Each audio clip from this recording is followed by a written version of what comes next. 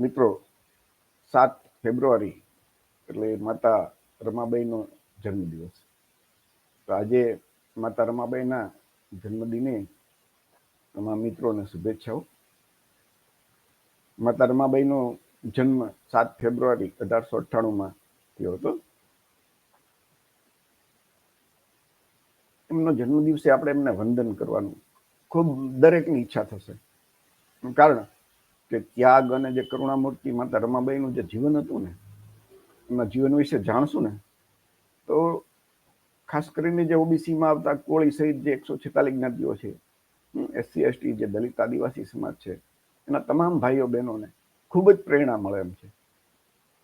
તો એ મહાન માતા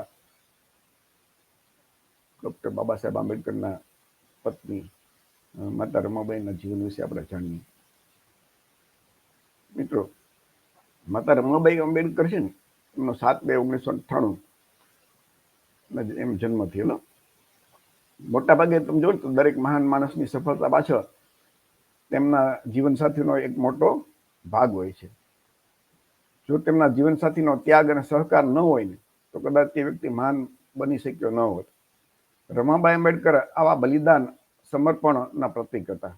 મોટાભાગે કોઈ મહાપુરુષની એની જે તેજસ્વીતા હોય ને, એની સામે એનો જે પરિવાર, જીવનના સાથી, આ બધા પાછળ રહી જાય છે. કેમ કે ઇતિહાસ મોટાભાગે બાબા સાહેબ વિશે લખાય, બધા એને બાબા સાહેબનું, પણ એમને જે સાથ આપનારા છે એના ઉપર ઓછું લખાણું હોય છે. તો ખરેખર આપણે માતા રમાબાઈ વિશે ઘણું ઓછું લખાયું છે, અથવા તો નથી લખાયું. રમાબાઈ વિશે આપણે જાણવું ખૂબ જરૂરી છે મિત્રો. ખાસ કરીને એમનો જન્મ છે ને એ મહારાષ્ટ્રના દાપોલી પાસેના વાણંદ ગામમાં થયો હતો. એમના પિતાનું નામ ભીખુ ધૂત્રે અને માતાનું નામ રૂકમણી હતું. મહારાષ્ટ્રમાં કેટલીક જગ્યાએ નામની સાથે ગામનું નામ ઉમેરવાનો ટ્રેન્ડ છે. આ વલણ પ્રમાણે તેમને ભીખુ વાણંદકર પણ કહેવામાં આવતા હતા. ભીખુ વાણંદકર તેમના વતનમાંથી ખૂબ જ મુશ્કેલીથી તેમના પરિવારનું ભરણ પોષણ કરી શક્યા. રમાબાઈનું બાળપણનું નામ રામી હતું. રામીને 2 બહેનો હતી, એક મોટી ગૌરી અને નાની, એકનું નામ મીરા, અને એક ભાઈ હતો જેનું નામ શંકર. એટલે કે 4 ભાઈઓ બહેનોમાં એ સૌથી નાના હતા. અને બાળપણમાં તેમના માતા પિતાના મૃત્યુને કારણે રામી અને તેના ભાઈઓ બહેનો બોમ્બે ખાતે ભાઈખલામાં તેમના મામા અને મામી સાથે રહેવા આવ્યા હતા. 9 વર્ષની ઉંમરે રામીના લગ્ન વર્ષ 1906માં સુબેદાર મેજર રામજી માલોજી સકપાલના પુત્ર ભીમરાવ સાથે થયા હતા. તે સમયે ભીમરાવના 14 વર્ષ હતા, એટલે કે 14 વર્ષની જ ઉંમર હતી, અને 10મા ધોરણમાં ભણતા હતા. લગ્ન પછી રામીનું નામ રમાબાઈ પડ્યું હતું. લગ્ન પહેલા રમા સંપૂર્ણપણે અભણ હતી, પરંતુ લગ્ન પછી ભીમરાવ આંબેડકરે તેણીને સરળ વાંચન અને લેખન શીખવ્યું હતું. તેની મદદથી તે તેના નામ પર સહી કરી શકે. અને ડૉક્ટર આંબેડકરને રામીને રામુ કહેતા, જ્યારે રમાબાઈ બાબા સાહેબને સાહેબ કહેતા.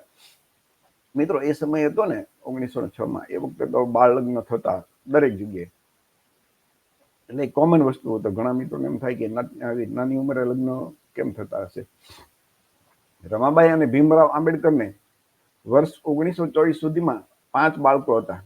એમાં મોટા પુત્ર યશવંતરાવનો જન્મ 12 ડિસેમ્બર 1912ના રોજ થયો હતો. તે સમયે ભીમરાવ આંબેડકર પરિવાર સાથે DIT ચાવલ, પાયલબાવાડી, પરેલ, મુંબઈમાં રહેતા હતા. જાન્યુઆરી 1913માં બરોડા સ્ટેટ આર્મીમાં લેફ્ટનન્ટ તરીકે એમની નિમણૂક થતા ડૉક્ટર ભીમરાવ આંબેડકર બરોડા આવ્યા. પરંતુ ટૂંક સમયમાં તેમના પિતા રામજી સકપાલની માંદગીના કારણે તેમને મુંબઈ પાછા જવું પડ્યું. જે રમાબાઈની રાત દિવસ સેવા અને સારવાર પછી મૃત્યુ પામ્યા, એટલે એમના પિતા રામજી સકપાલનું મૃત્યુ પામ્યા. પિતાના મૃત્યુ પછી ભીમરાવ ઉચ્ચ શિક્ષણ માટે વિદેશ ગયા. તેઓ 1914થી 1923 સુધી લગભગ 9 વર્ષ વિદેશમાં રહ્યા. બાબા સાહેબ ડૉક્ટર આંબેડકર જ્યારે અમેરિકામાં હતા ને, ત્યારે રમાબાઈએ ખૂબ જ મુશ્કેલ દિવસો પસાર કર્યા હતા. પતિ વિદેશમાં હોય અને ખર્ચ પણ મર્યાદિત કરવાનો હોય એવી પરિસ્થિતિમાં મુશ્કેલીઓનો સામનો કરવો એ સામાન્ય બાબત નહોતી. રમાબાઈએ આ મુશ્કેલ સમયને અત્યંત ધીરજ સાથે અને કોઈ ફરિયાદ વિના હસતા હસતા પસાર કર્યા. ડિસેમ્બર 1940માં બાબા સાહેબ ડોક્ટર ભીમરાવ આંબેડકરે પુસ્તક થોટ્સ ઓફ પાકિસ્તાન લખ્યું. તેમણે આ પુસ્તક તેમની પત્ની રામુને અર્પણ કર્યું. ભેટના શબ્દો નીચે મુજબ હતા. હું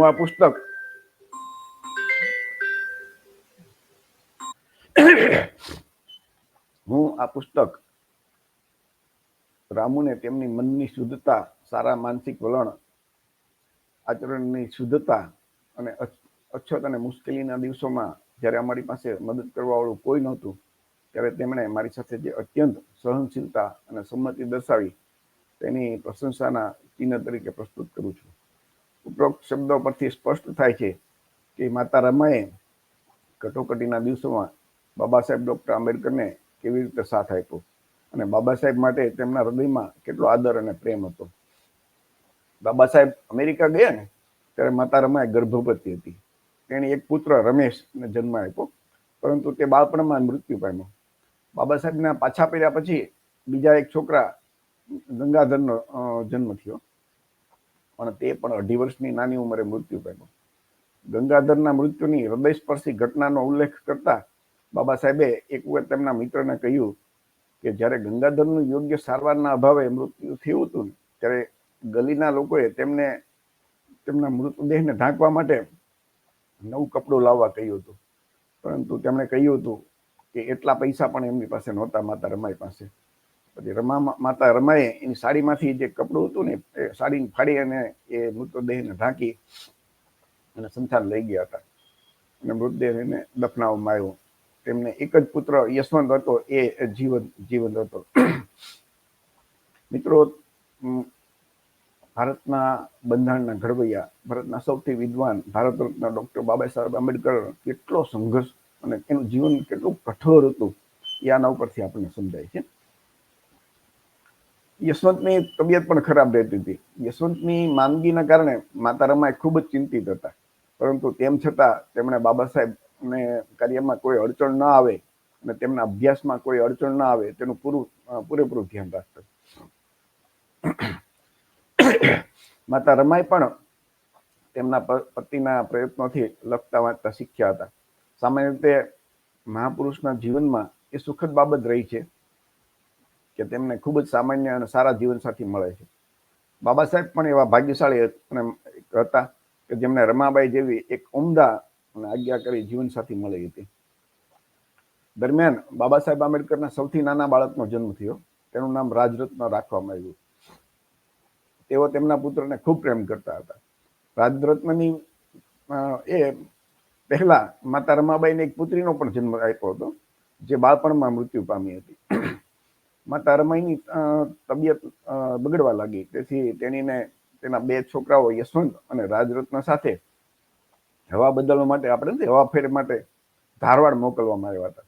પરંતુ સૌથી નાના પુત્ર રાજરત્નનું પણ 19 જુલાઈ 1926 રોજ અવસાન થયું હતું. 16 ઓગસ્ટ 1926 રોજ બાબા સાહેબે તેમના મિત્ર દત્તોબા પવારને લખેલો પત્ર ખૂબ જ દર્દનાક છે. એમાં એક પિતાનું પોતાના બાળકને અલગ થવાનું દુઃખ સ્પષ્ટ દેખાય છે.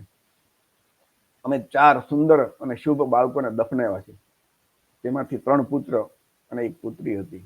જો તે બચી ગયા હોત તો આજે એમ કે અત્યારે સારું છે, તો એનું ભવિષ્ય હોત ઉજળું. તેમના મૃત્યુના વિચારથી મારું હૃદય ડૂબી જાય છે. આપણે હમણાં જ જીવન જીવીએ છીએ, જેમ કોઈના માથા પરથી વાદળ અદ્રશ્ય થઈ જાય તેમ દિવસો પણ પસાર થઈ જાય છે. બાળકોના મૃત્યુને કારણે આપણા જીવનનો આનંદ જતો રહે છે. જેમ બાઇબલમાં લખ્યું છે કે તમે પૃથ્વીનો આનંદ છો, જો તે પૃથ્વીનો ત્યાગ કરશો તો પૃથ્વી સુખી કેવી રીતે રહેશે. હું મારા પવિત્ર જીવનમાંથી ફરીથી અને ફરીથી એ જ વસ્તુનો અનુભવ કરું છું. મારા પુત્રોના મૃત્યુને કારણે મારું જીવન ઘાસ અને કાંટાથી ભરેલા બગીચા જેવું બની ગયું છે. હવે મારું હૃદય એટલું ભરાઈ ગયું છે કે હું વધુ લખી શકતો નથી. આ બાબા સાહેબની વેદના હતી. જ્યારે રાજરત્નનું મૃત્યુ થયું પછી ચારેય બાળકોના મૃત્યુનું કારણ પૈસાનો ભાવ હતો.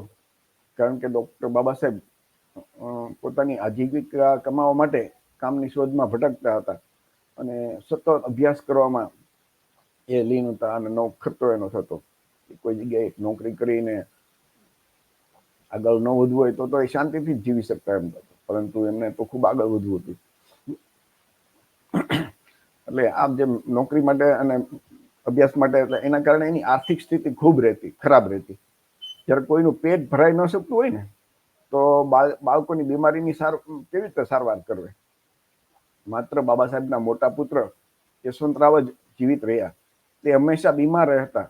રમાબાઈને વધુ બાળકો, એમ કે ભાઈ હજી મારા વધુ બાળકો થશે, પરંતુ ડોક્ટરે એમને કીધું કે તમારા બાળકો હવે નહીં કરતા, નહીં તો તમને ટીબી થવાનું જોખમ છે.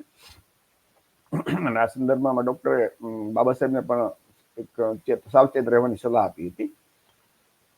ભીમરાવ આંબેડકર હંમેશા જ્ઞાન પ્રાપ્તિમાં તલ્લીન રહેતા હતા. તેમને જ્ઞાન પ્રાપ્ત કરવાની આટલી ઝંખના હતી કે માતા રમાએ તેના પતિના કામમાં કોઈ અડચણ ના આવે ને તેવું ધ્યાન રાખતા. તેણીએ તેના પતિના સ્વાસ્થ્ય અને આરામની સંપૂર્ણ કાળજી લીધી. બાબા સાહેબ અભ્યાસ દરમિયાન ઘણી વખત અંદરથી દરવાજો બંધ કરી દેતા, તો માતા રમાએ ઘણી વખત જોર જોરથી દરવાજો ખખડાવતા, પણ એ બાબા સાહેબ ખોલતા નહીં. અને એ જમવાનું પણ ભૂલી જતા બાબા સાહેબ. તો આના કારણે માતા રમાઈ પણ એની સાથે જમવા માટે રાહ જોઈને એ પણ ઘણી વખત એને ભૂખ્યા સુવાનો વારો આવતો હતો. માતા રમાઈનું પ્રારંભ, જેનો શરૂઆતનું જે કૌટુંબિક જીવન છે ને, એ લાંબી આર્થિક તંગીઓમાંથી હતું.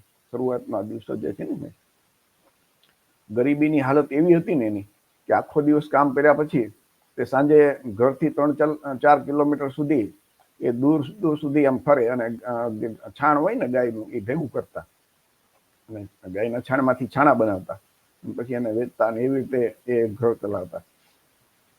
પડોશની જેમ આજુબાજુ રહેતા હોય ને એ બધી મહિલાઓ એ માતા રમાઈને ચીડવતા કે બેરિસ્ટરની પત્ની હોવા છતાં માથા પર ગાયનું છાણ વહન કરે છે.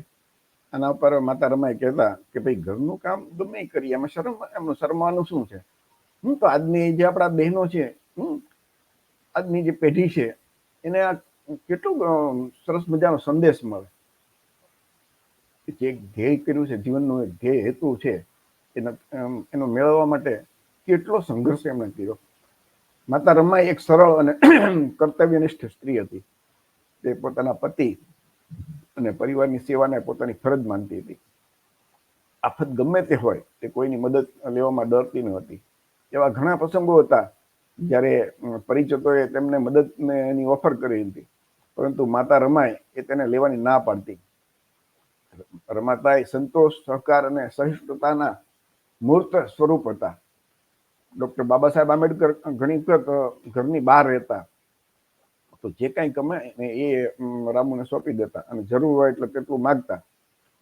માતા રમાઈ ઘરનો ખર્ચો કાઢતી અને થોડા પૈસા પણ બચાવતી, કારણ કે તેઓ જાણતા હતા કે ડોક્ટર બાબા સાહેબ આંબેડકરને ઉચ્ચ શિક્ષણ માટે પૈસાની જરૂર હતી. બાબા સાહેબની કાયમી નોકરી ન હોવાને કારણે તેમને ઘણી સમસ્યાઓનો સામનો કરવો પડ્યો. જ્યાં સુધી ડોક્ટર આંબેડકરની સામાજિક ચળવળોમાં ભાગીદારીનો સવાલ છે, રમાતાઈએ આવી અનેક ચળવળો અને સત્યાગ્રહોમાં ભાગ લીધો હતો. કોઈ પણ રીતે મહિલાઓએ ડોક્ટર આંબેડકરના આંદોલનોમાં સક્રિયપણે ભાગ લીધો હતો. રમાબાઈએ તેમના અથાગ પ્રયત્નો અને પરિશ્રમ દ્વારા ડોક્ટર આંબેડકરની મુક્તિ સંગ્રામમાં જોડાઈ અને દલિત સમાજમાં જાગૃતિ લાવવાનો પ્રયાસ કર્યો હતો. ડોક્ટર આંબેડકર જ્યારે વિદેશમાં હતા ત્યારે તેઓ સતત તેમની સાથે પત્રવ્યવહાર કરતા, અને જ્યારે પણ તેઓ દેશમાં હતા ત્યારે દલિત સમાજના પ્રશ્નોની સીધી ચર્ચા કરતા હતા. તે મહત્વપૂર્ણ ચળવળો સાથે સંકળાયેલા રહેલા. દલિત મહિલાઓની બેઠકોની જે અધ્યક્ષતા કરતા માતા રમાઈ. દલિત સમાજના લોકો રમાતાઈને આઈ સાહેબ કહેતા અને ડોક્ટર બાબા સાહેબને એ બાબા સાહેબ કહેતા. આમ બાબા સાહેબની રાજકીય ચળવળમાં રમાબાઈની વધતી જતી રુચિ, 1920ની માનગાંવ પરિષદ વિશેની તેમની જિજ્ઞાસા, સાહુ મહારાજના કાર્યોમાં તેમના પ્રશ્નો, 1927ના મહાડ સત્યાગ્રહમાં ભાગ લેવાની તેમની આતુરતા અને જે હોસ્પિટલમાં મહિલા સભાને સંબોધીને એમાં તમે જુઓ ને, એમને મહિલાની સભાને સંબોધી હતી. આના ઉપરથી માતા રમાઈનું જે સામાજિક ચળવળમાં એમની કેટલી ઈચ્છા હતી એ તમને ખ્યાલ આવશે. મહાન સત્યાગ્રહ પછી તેમણે દલિત સ્ત્રીઓને ઉચ્ચ જાતિની સ્ત્રીઓની જેમ સાડી બાંધવાનું શીખ્યું. 1920માં લંડન જતા પહેલા આંબેડકરે શ્રાદ્ધનો કાર્યક્રમ રાખ્યો હતો. એટલે કે એમના પિતાની જે પુણ્યતિથિ હતી ને, રામજી સકપાલની, ત્યારે બાબા સાહેબે શ્રાદ્ધનો કાર્યક્રમ રાખ્યો હતો. તો મોટા ભાગે બધાને એમ થાય કે બાબા સાહેબને શ્રાદ્ધનો કાર્યક્રમ, તો એમાં હિન્દુ ધાર્મિક વિધિની પરંપરાને તોડવા માટે એમાં શ્રાદ્ધ કર્યું હતું. મોટાભાગે શ્રાદ્ધની અંદર બ્રાહ્મણોને બોલાવવાના હોય, એને જમાડવાના હોય. તો બ્રાહ્મણ મિજબાનીનું આયોજન કરવાને બદલે તેમણે છાત્રાલયના 40 વિદ્યાર્થીઓને આમંત્રણ આપ્યું. તો તહેવાર માટે વંચિત જાતિ રમાબાઈએ એટલે કે મીઠાઈ બનાવવાનું એને આયોજન કર્યું હતું. બાબા સાહેબ વિચાર્યું કે બ્રાહ્મણોને નથી બોલાવવા, પણ વિદ્યાર્થીઓને બોલાવવા છે. પરંતુ બાબા સાહેબે ની દલાલી એવી હતી કે ભાઈ મીઠાઈ નથી બનાવવાની, તો બધા જમતા જ હોય છે, પણ આ વિદ્યાર્થીઓને માંસ અને માછલી પીરસીએ. એટલે શ્રાદ્ધની અંદર માંસ અને માછલી પીરસવા નક્કી કર્યું. હોસ્ટેલના ભોજનમાં એ સામાન્ય રીતે મળી શકતા નથી.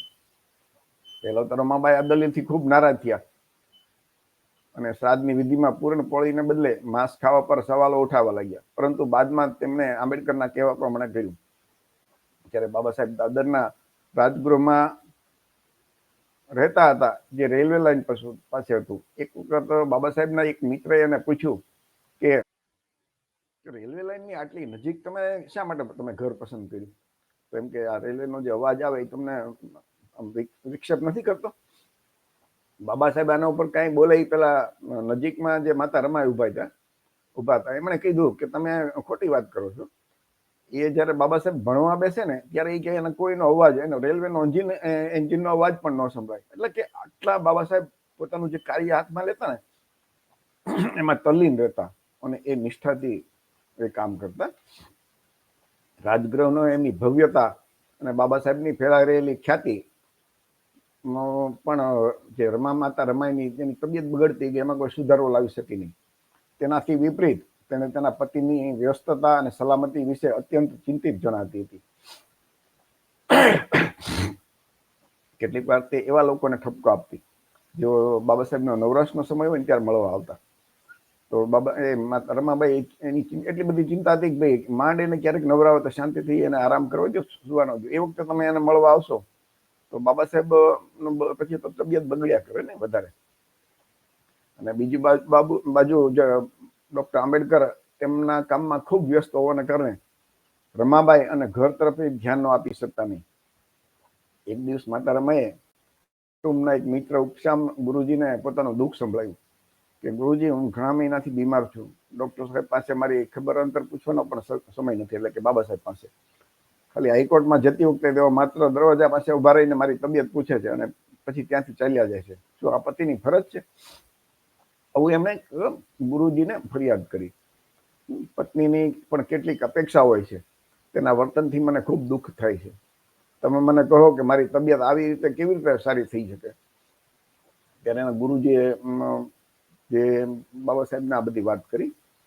એટલે પુસ્તક ઉપરથી ધ્યાન હટાવતા બાબા સાહેબે એને જોબ આપ્યો કે સારા ડોક્ટરની દવાની વ્યવસ્થા કરી છે, બરોબર. દવા આપવા માટે મારો પુત્ર, ભત્રીજો અને ભાઈ પણ છે. તેમ છતાં તે ઈચ્છે કે હું તેની પાસે બેસું.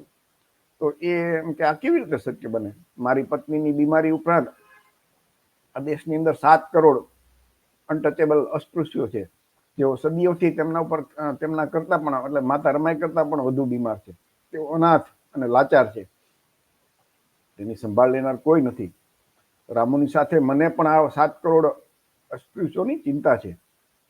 રામુને આની જાણ હોવી જોઈએ. આ કહેતા પહેલા જ બાબા સાહેબ એ દુઃખ સાથે ગુંગળાઈ ગયા. એટલે એમ કે ભાઈ આગળ બોલી પણ નહોતા શકતા હતા, એટલા લાગણીશીલ થઈ ગયા હતા.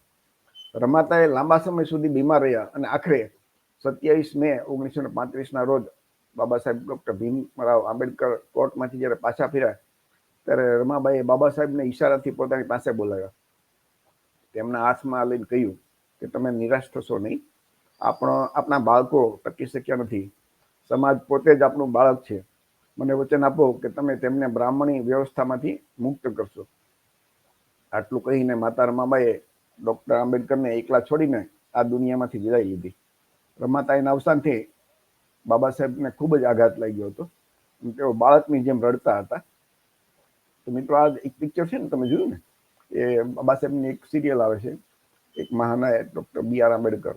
એમાં જે બાબા સાહેબનું પાત્ર અને માતા રમાઈનું પાત્ર ભજાવે છે ને, એ તમારી સામે નજર સામે છે. મિત્રો, આપણે એક આ વર્ડપ્રેસના સૌજન્યથી આ બધું આખી માહિતી આપણે લીધી. તો આવા હતા માતા રમાબાઈ આંબેડકરનું જીવન.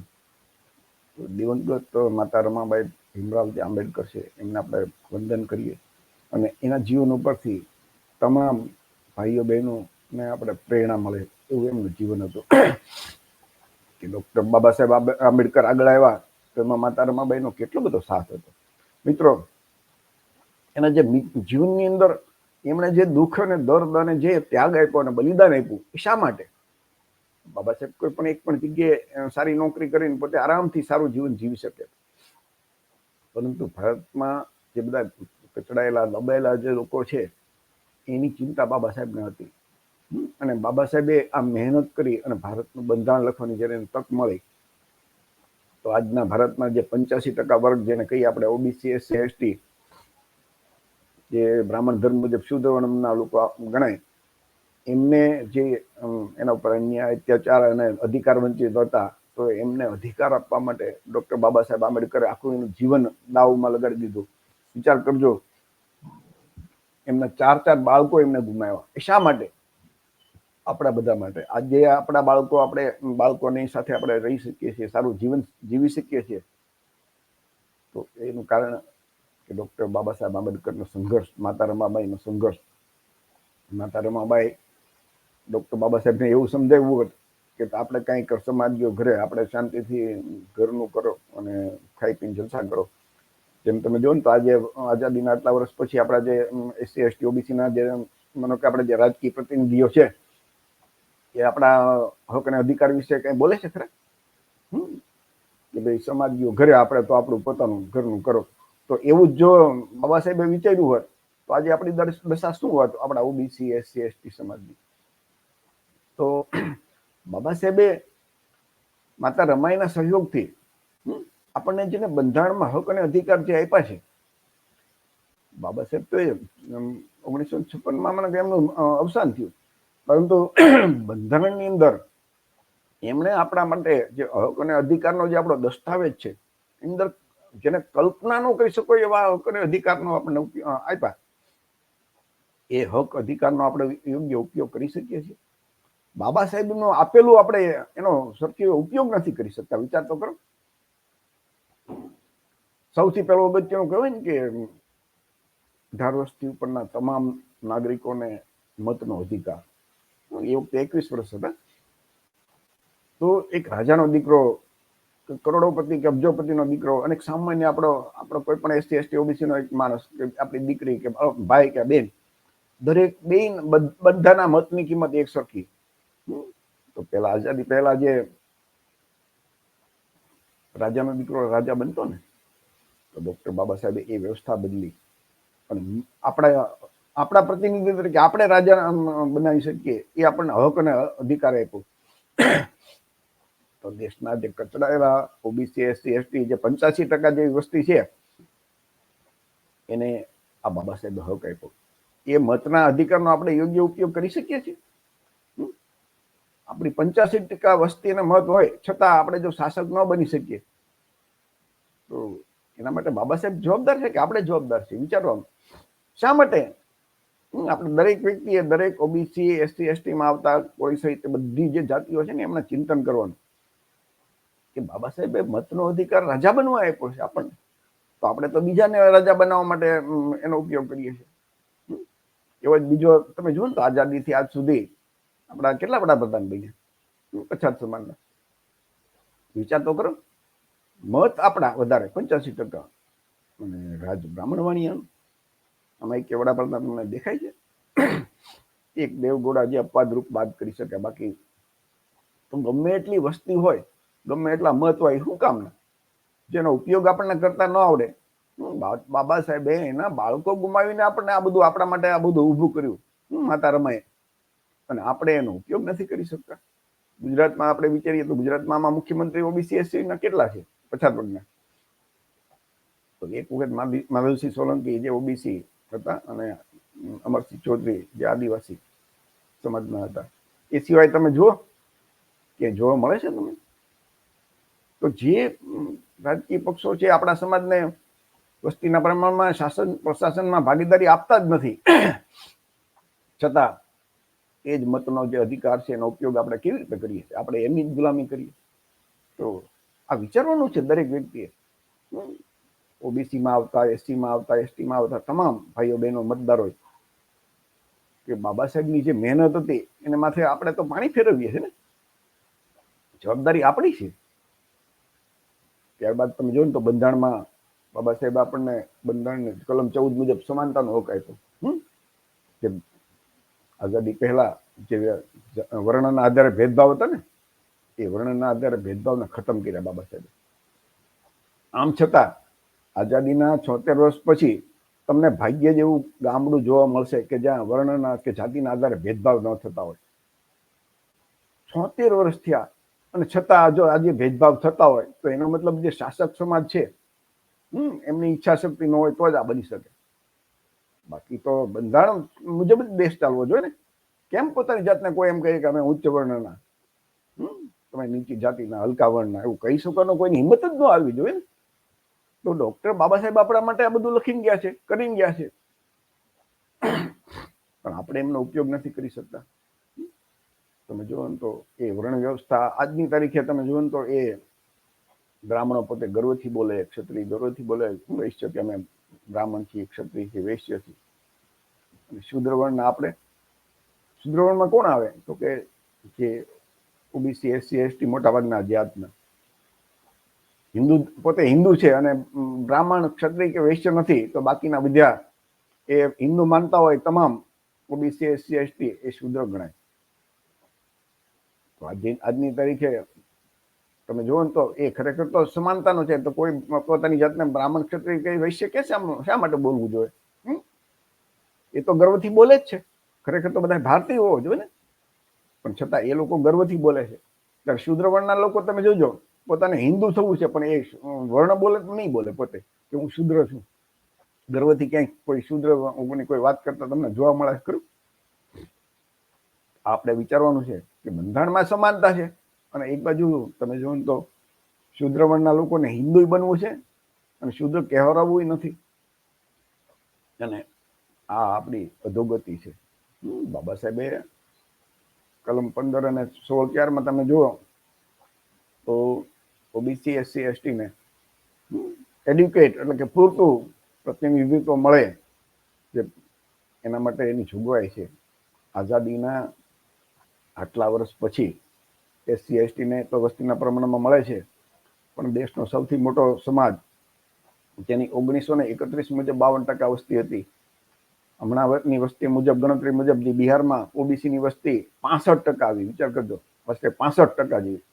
એ 65% સમૂહને ફક્ત 27% જેવું એ આઝાદીના 43-44 વર્ષ પછી આરક્ષણ મળ્યું અને ફક્ત મંડળ કમિશનની 2 ભલામણ સીટનો સ્વીકાર થયો. એનો મતલબ કે ડોક્ટર બાબા સાહેબ આંબેડકર બંધારણમાં તો લખીને ગયા છે, પણ આપણે એનો ઉપયોગ નથી કરી શકતા. તો આઝાદીથી આજ સુધી જે રાજકીય પક્ષોના જે એની સરકારો આવી, એની ઈચ્છા શક્તિ જ નથી કે આજે ઓબીસીમાં આવતા કોળી, ઠાકોર સહિત આ 146 જ્ઞાતિઓને એનો હકનો હિસ્સો આપીએ, અને આજની તારીખે આપવા તૈયાર નથી. વિચાર તો કરો.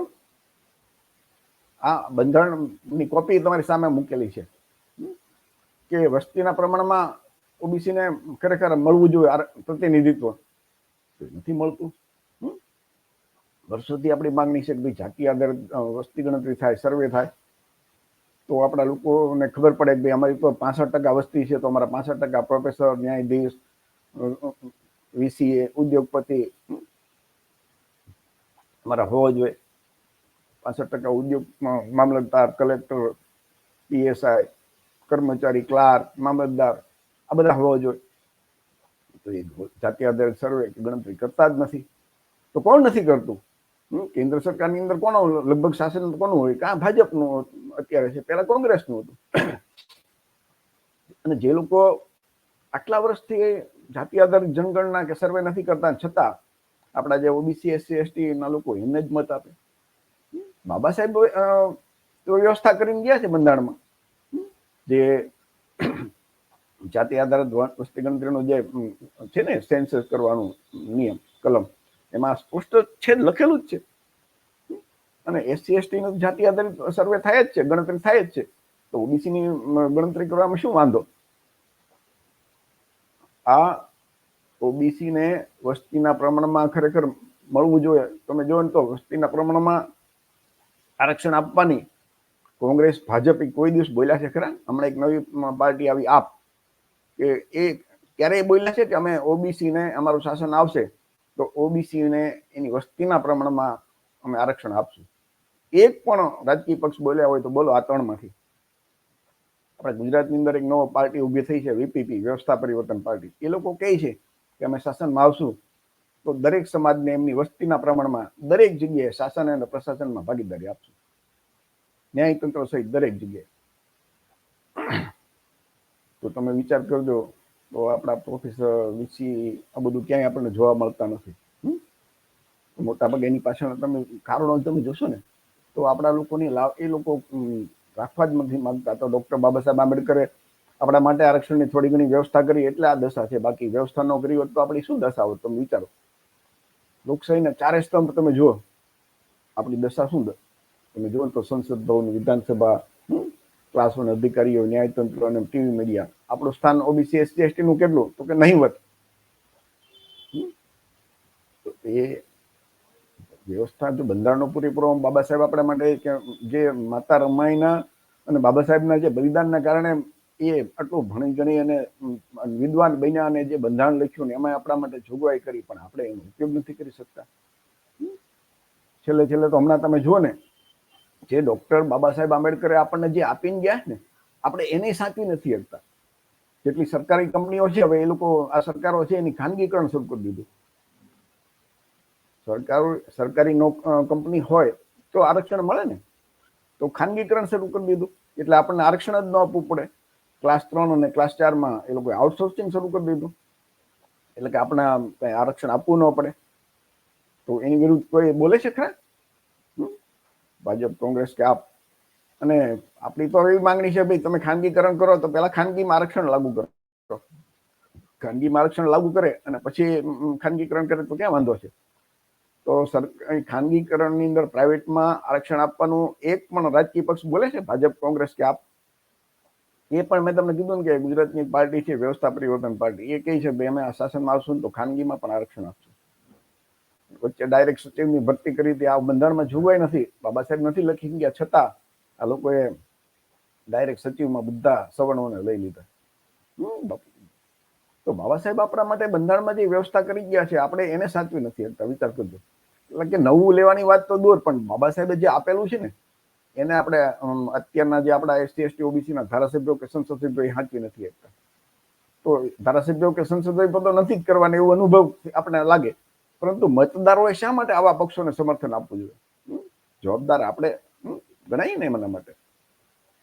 ઈડબ્લ્યુએસ આર્થિક રીતે જે સવર્ણોમાં જે આર્થિક રીતે ગરીબ હોય, મને 15% સવર્ણોની વસ્તી છે, તેમાંથી 7 થી 8% માનો કે આર્થિક રીતે 8 લાખથી ઓછી આવક વાળા હશે, તો એ 7 થી 8% લોકોને 10% આરક્ષણ આપી દીધું 3 દિવસમાં. નહીં કોઈ સર્વે, નહીં વસ્તી ગણતરી, કાંઈ નહીં.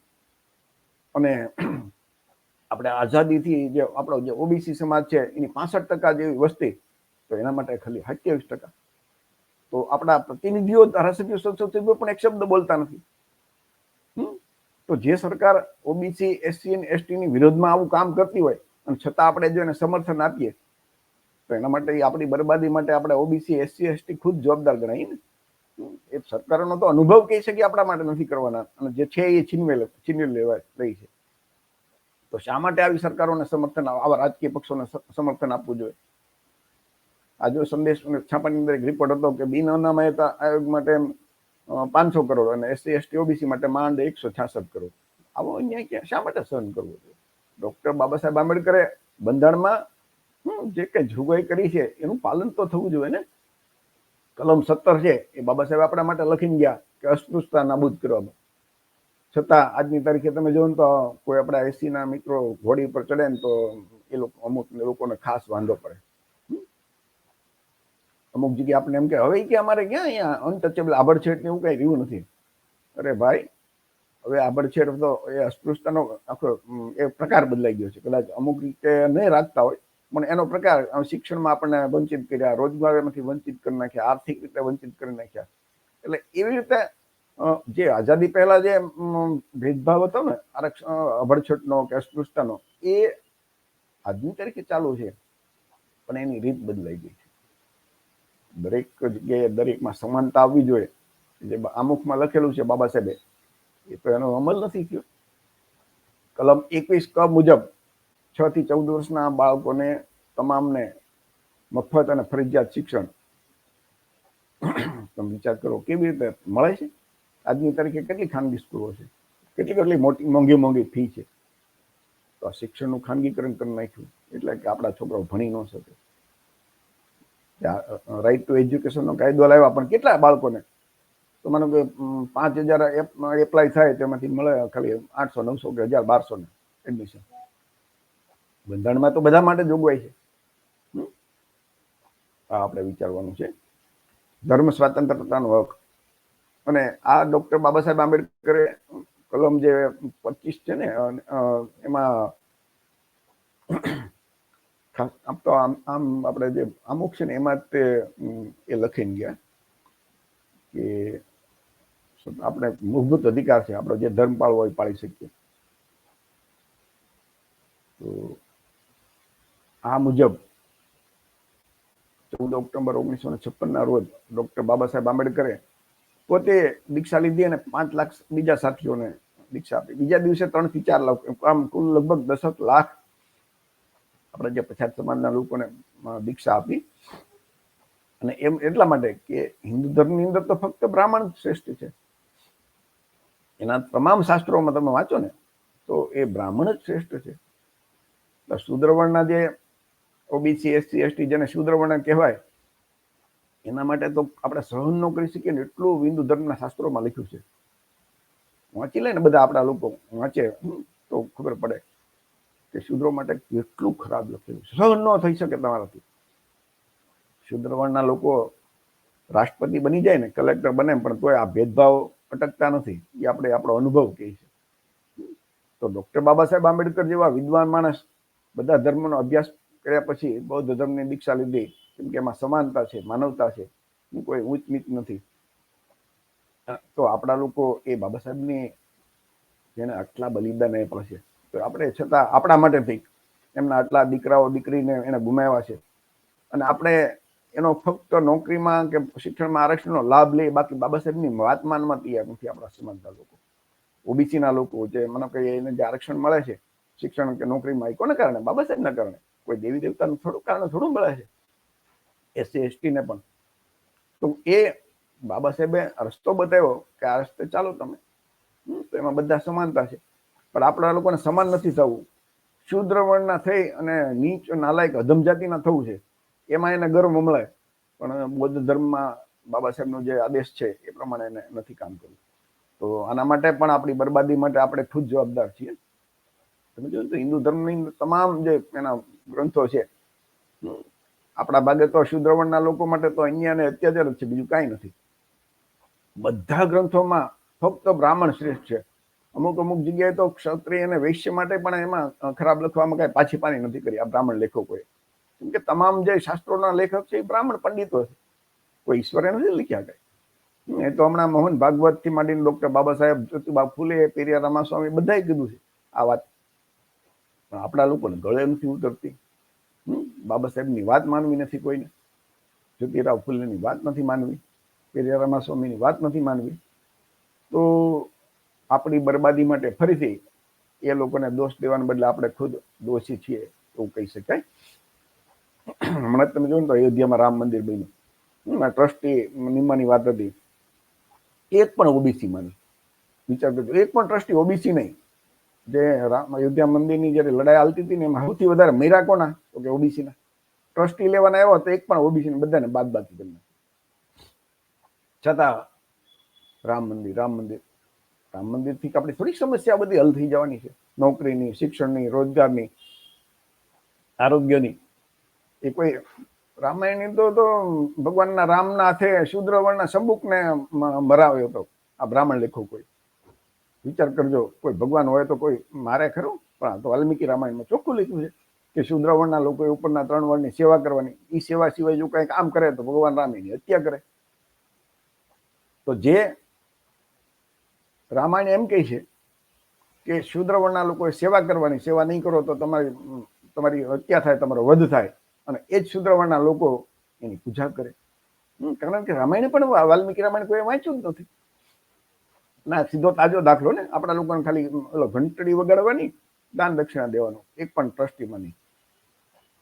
ભારતનું જે બંધારણ છે એમાં તમે જો તો સામાજિક ન્યાય, આર્થિક ન્યાય અને રાજકીય ન્યાયની વાત લખી છે. તે આજની તારીખે એનો અમલ નથી થયો. આઝાદીથી આજ સુધી એક પણ વખત કોઈ પણ વિધાનસભામાં કે સંસદની અંદર આર્થિક સમાનતા લાવવા માટેની એક ચર્ચા નથી થઈ. વિચાર કરજો. રાજકીય રીતે SC ST ને મતલબ કે અનામત આપી દીધી, OBC ને તો એ પણ નથી. પરંતુ એ રાજકીય પક્ષોના નામે ચૂંટાય એટલે એ પોતાના સમાજનું જોતા નથી. સામાજિક ન્યાય એટલે કે અસમાનતા. આજની તારીખે મેં આપણે વાત થઈ ને અગાઉ કે ભાગ્યે તમને એવું ગામડું મળે કે જ્યાં જાતિને આધારે ભેદભાવ ન થતો હોય. તો મતલબ કે બાબા સાહેબે જે પોતાના સંતાનો, પોતાનું જીવન, પોતાનું આરોગ્યનું બલિદાન આપીને આપણા માટે જે કરીને ગયા છે, માતા રમાબાઈને એને ગુમાવી, બાળકો ગુમાવ્યા, અને આપણા માટે જે એને હક અને અધિકારનો દસ્તાવેજ આપ્યો, પરંતુ આપણે એ હક અને દસ્તાવેજનો આપણે ઉપયોગ નથી કરી શક્યા. આર્થિક સમાનતાની વાત કરો, દેશના તમે 10,000 ઉદ્યોગપતિ લેજો, એમાંથી આપણા OBC SC ના કેટલા? તો ભાગ્યે તમને સર્વે કરો તો 1% નહીં મળે. વિચાર તો કરો. લખ્યું છે એમાં બંધારણમાં કે આર્થિક સમાનતા. રાજ્યસભાના સાંસદમાં અનામત નથી, તો આપણા OBC SC ST ના કેટલા હશે તમે જોજો. ભાજપ કોંગ્રેસનો તમે સર્વે કરજો. ક્યારેક ક્યારેક કોઈક અપવાદ રૂપ એ લોકોના મત લેવા માટે એકાદ નમૂના રૂપ બનાવી દે. ભાજપ કોંગ્રેસની વાત કરું છું. નવો રાજકીય પક્ષ જે આપ છે ને, એ પણ બ્રાહ્મણ વાણિયાનો જ પક્ષ છે. એમાં તમે જોવો તો અત્યાર સુધીમાં 10 એના સંસદ સભ્યો રાજ્યસભાના બન્યા છે. એમાંથી એક પણ OBC કે SC કે ST નો નથી. તો આના ઉપરથી આપણને એ સમજાય છે કે આ રાજકીય પક્ષોની માનસિકતા કેવી છે. અને માતા રમાબાઈ અને ડોક્ટર બાબા સાહેબ આંબેડકરે પોતાનું જીવન બાળકોના ભોગે સહન કરીને આપણા માટે જે ભોગ અને બલિદાન આપ્યું છે ને, અને બંધારણમાં જે આપણને હક અને અધિકારની જોગવાઈ કરી છે ને, છતાં આજે પણ ભેદભાવ હોય તો આ ભેદભાવ માટે જવાબદાર કોણ? બ્રાહ્મણ વાણિયા પક્ષોની સરકાર કે ખુદ આપણે OBC SC ST સમાજના મતદારો? એ ચિંતન મનન કરજો તમે બધા મિત્રો, ભાઈઓ અને બહેનો. ચિંતન ને મનન કરશો ને તો તમને સમજાશે કે મતના અધિકાર હોવા છતાં 85% આપણા મત હોવા છતાં આપણે શાસક નથી બની શક્યા. બ્રાહ્મણ વાણિયાના રાજકીય પક્ષોમાં ગર્વથી સેવા ચાકરી કરીએ છીએ, અને તો એના માટે આપણે જવાબદાર કહેવાય ને. આપણે ખુદ શાસક નથી બની શકતા. ડોક્ટર બાબા સાહેબ આંબેડકરે લખ્યું હતું કે જાઓ તમારી દિવાલ ઉપર લખી નાખો તમે આ દેશના શાસક છો. તો આપણે તો લખી નાખ્યું કે અમે બ્રાહ્મણ વાણિયાના શાસક બનાવશું. તો હકને આપણો અધિકાર હોવા છતાં 85% મત હોવા છતાં જો આપણે શાસક ન બની શકતા હોય તો આપણી બરબાદી માટે આપણે ખુદ જવાબદાર છીએ. બીજું, જે ધર્મની અંદર આપણે હિન્દુ ધર્મમાં માનતા હોય તો એમાં એ હિન્દુ ધર્મના આપણા OBC SC ST ને જે શૂદ્ર વર્ણમાં આવે છે એમને અધમ જાતિના અધિકાર વંચિત લખ્યા છે, કહ્યા છે બધા શાસ્ત્રોમાં. અને છતાં જો આપણે એમાં પડ્યા રહીએ અને બાબા સાહેબની વાત ન માનીએ, બાબા સાહેબે જે 22 પ્રતિજ્ઞા 14 ઓક્ટોબર 1956 ના રોજ આપી એનું પાલન ન કરીએ તો બાબા સાહેબની આપણી મહેનત છે એ તો પાણીમાં ગઈ ને બધી. બાબા સાહેબના નામે આરક્ષણ લેવું છે, અનામત લેવી છે, લાભ લેવો છે, બાબા સાહેબનું ખાવું છે, પણ બાબા સાહેબની વાત નથી માનવી. તો જ્યાં સુધી બાબા સાહેબની વાત નહીં માનીએ, અને એ બાબા સાહેબ બનાવનાર કોણ છે? માતા રમાઈ. એનો જન્મદિવસ છે 7 ફેબ્રુઆરી. તો મિત્રો, એ માતા રમાબાઈના જે અથાગ ત્યાગ અને બલિદાનના કારણે ડોક્ટર બાબા સાહેબ બની શક્યા. અને એ બાબા સાહેબે જે આપણા માટે આટલું બલિદાન આપ્યું, આટલો ભોગ આપ્યો, આટલો ત્યાગ આપ્યા પછી આપણા માટે જે વ્યવસ્થા ઊભી કરીને ગયા છે, આપણે એને સાચવી નથી શકતા, એનો ઉપયોગ નથી કરી શકતા.